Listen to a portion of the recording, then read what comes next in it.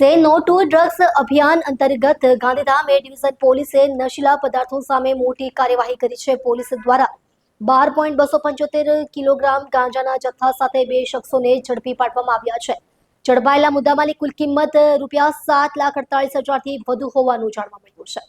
મહેરબાન પોલીસ મહાનિરીક્ષક શ્રી ચિરાગ કોરડિયા, સરહદી રેન્જ ભુજ કચ્છ તથા પોલીસ અધિક્ષક શ્રી સાગર બાગમાર, પૂર્વ કચ્છ ગાંધીધામ દ્વારા જિલ્લામાં નશીલા માદક પદાર્થોની ગેરકાયદેસર હેરાફેરી અને વેચાણને નેસ્ત નાબૂદ કરવા સે નો ટુ ડ્રગ્સ મિશન અંતર્ગત કડક કાર્યવાહી કરવાની સ્પષ્ટ સૂચનાઓ આપવામાં આવી હતી. આ સૂચનાઓના અનુસંધાને નાયબ પોલીસ અધિક્ષક શ્રી મુકેશ ચૌધરી, અંજાર વિભાગના માર્ગદર્શન હેઠળ પોલીસ ઇન્સ્પેક્ટર શ્રી એમ.ડી. ચૌધરી તથા તેમની ટીમ દ્વારા ગાંધીધામ એ ડિવિઝન વિસ્તારમાં અસરકારક પેટ્રોલિંગ અને સર્વેલન્સ કામગીરી ગોઠવવામાં આવી હતી. દરમિયાન ખાનગી બાતમીના આધારે ખોડિયારનગર ગાંધીધામ ખાતે પંચોની હાજરીમાં રેડ કરવામાં આવી હતી.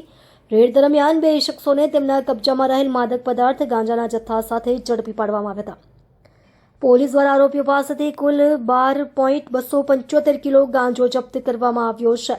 ગાંધીધામ એ ડિવિઝન પોલીસે બંને આરોપીઓ સામે એનડીપીએસ એક્ટ હેઠળ ગુનો નોંધ્યો છે અને વધુ પૂછપરછ હાથ ધરી છે.